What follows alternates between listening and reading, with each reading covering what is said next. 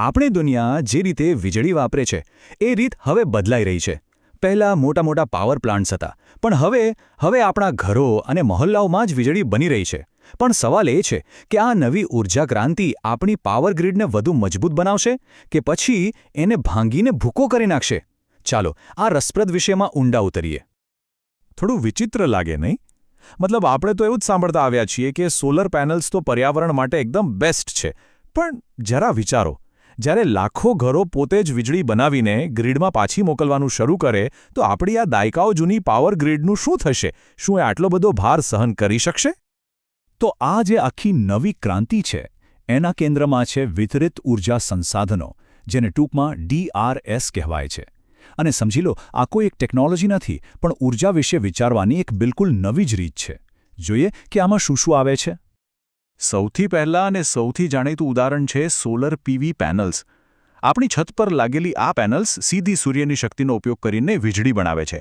અને સૌથી સારી વાત, બરાબર એ જ જગ્યાએ જ્યાં આપણને તેની જરૂર છે. અને હા, એ જ રીતે નાની પવનચક્કીઓ પણ આ DER પરિવારનો જ એક મહત્વનો ભાગ છે. તે આસપાસના પવનનો ઉપયોગ કરીને એકદમ સ્વચ્છ વીજળી બનાવે છે. અને હવે વાત કરીએ આ સિસ્ટમના સૌથી ક્રાંતિકારી ભાગની, બેટરી સ્ટોરેજ. આના લીધે આપણે સૂર્ય અને પવનથી બનેલી ઊર્જાનો સંગ્રહ કરી શકીએ છીએ. એનો મતલબ એ થયો કે હવે રાત્રે કે પછી જ્યારે હવા શાંત હોય ત્યારે પણ આપણને સ્વચ્છ ઊર્જા મળતી રહેશે. તો આ બધું સ્થાનિક સ્તરે એટલે કે લોકલ લેવલ પર કરવાના ફાયદા શું છે? ચાલો એક નજર કરીએ. અને મારો વિશ્વાસ કરો, ફાયદા ખરેખર અદ્ભુત છે. 4.3 મિલિયન ટન. આંકડો તો બહુ મોટો લાગે છે, પણ આનો અસલ મતલબ શું? ચાલો સમજીએ. આ 4.3 મિલિયન ટન એટલે એટલો કાર્બન ડાયોક્સાઇડ જે હવામાં જતો અટકે છે. અને આ ક્યારે થાય? જ્યારે ફક્ત 10 લાખ ઘરો સોલર એનર્જી અપનાવે.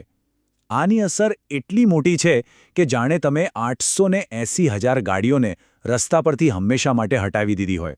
પર્યાવરણ માટે આ એક બહુ મોટી જીત છે, ખરું ને? પર્યાવરણના ફાયદા તો છે જ, પણ DERs આપણી પાવર ગ્રીડને વધુ મજબૂત અને ભરોસાપાત્ર બનાવે છે.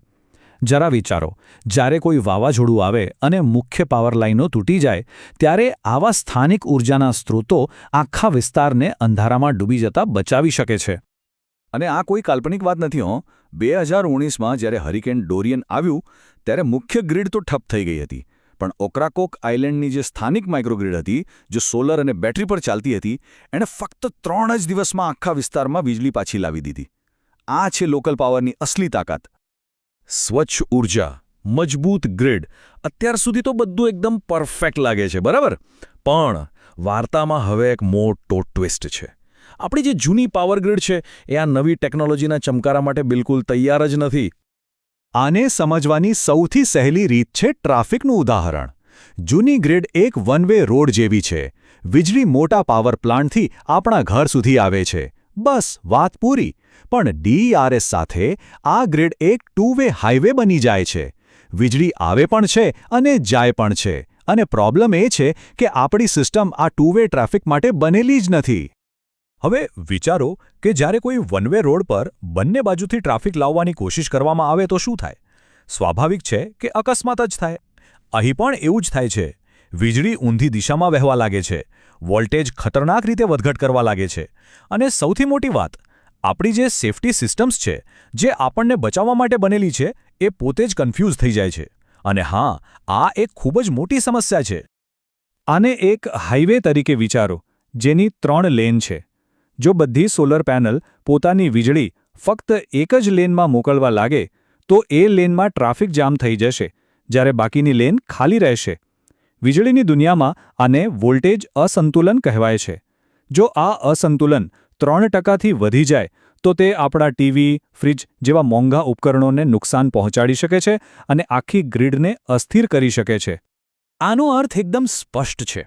આપણે આપણી મરજી મુજબ ગમે તેટલા DERs ગ્રીડમાં જોડી શકતા નથી. એક લિમિટ છે, એક ટિપિંગ પોઈન્ટ, જ્યાં આ વરદાન એક અભિશાપમાં ફેરવાઈ શકે છે. તો પછી મૂળ સવાલ એ છે કે કેટલી સોલાર અને પવન ઊર્જા વધારે પડતી ગણાય? ઇજનેરો માટે આ જ સૌથી મોટો કોયડો છે. ગ્રીડના દરેક નાના ભાગની સહન કરવાની ક્ષમતા કેટલી છે એ શોધવું. આ સવાલનો ટેકનિકલ જવાબ એક શબ્દમાં છે: હોસ્ટિંગ ક્ષમતા. આનો સીધો સાદો અર્થ એ છે કે ગ્રીડનો કોઈ ચોક્કસ ભાગ તૂટ્યા વગર કેટલી સ્થાનિક ઊર્જા સુરક્ષિત રીતે સંભાળી શકે છે, એ એની મેક્સિમમ લિમિટ છે. તો ઇજનેરો આ જાદુઈ આંકડો શોધે છે કેવી રીતે? તેઓ વાસ્તવિક દુનિયાની ગ્રીડના ડેટાનો ઉપયોગ કરીને કમ્પ્યુટર પર સિમ્યુલેશન ચલાવે છે. ચાલો જોઈએ કે આ પ્રોસેસ કેવી રીતે કામ કરે છે. સૌથી પહેલાં તો ઇજનેરો ગ્રીડનો એક ડિજિટલ ટ્વિન બનાવે છે, એટલે કે કમ્પ્યુટર પર એની એકદમ સચોટ નકલ. અહીં જે દેખાય છે એ IEEE-33 બસ સિસ્ટમ છે, જે ટેસ્ટિંગ માટેનો એક સ્ટેન્ડર્ડ મોડેલ છે. સમજો કે આ એક નાનકડા શહેરની વર્ચ્યુઅલ પાવર ગ્રીડ છે.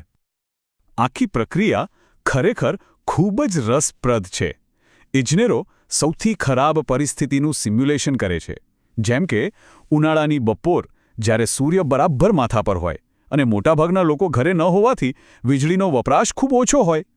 પછી તેઓ ધીમે ધીમે આ વર્ચ્યુઅલ ગ્રીડમાં સોલર પાવર ઉમેરવાનું શરૂ કરે છે અને ઉમેરતા જ રહે છે ત્યાં સુધી જ્યાં સુધી સિસ્ટમની કોઈ સેફ્ટી લિમિટ તૂટી ન જાય. આને બૂમ! અહીં સિમ્યુલેશનનો સૌથી મહત્વનો મુદ્દો સામે આવે છે. આ ટેસ્ટમાં જેઓ સોલાર પાવરનો જથ્થો 2 મેગાવોટથી વધે છે, તરત જ સિસ્ટમનો વોલ્ટેજ, જે વાદળી લીટી છે, એની સુરક્ષિત મર્યાદા લાલ લીટીને પાર કરી જાય છે. બસ આ જ છે એ બ્રેકિંગ પોઈન્ટ. તો આ સ્પેસિફિક ગ્રીડના વિસ્તાર માટે જાદુઈ આંકડો છે 2 મેગાવોટ. આ જ છે એની હોસ્ટિંગ ક્ષમતા. આનાથી 1 વોટ પણ વધારે પાવર ઉમેરાય અને ગ્રીડની સ્થિરતા જોખમમાં મુકાઈ શકે છે. તો અંતે વાત એટલી જ છે કે વિતરિત ઊર્જા આપણું ભવિષ્ય તો છે જ, પણ આ એક એવું ભવિષ્ય છે જેના માટે આપણું જૂનું ઇન્ફ્રાસ્ટ્રક્ચર તૈયાર નથી.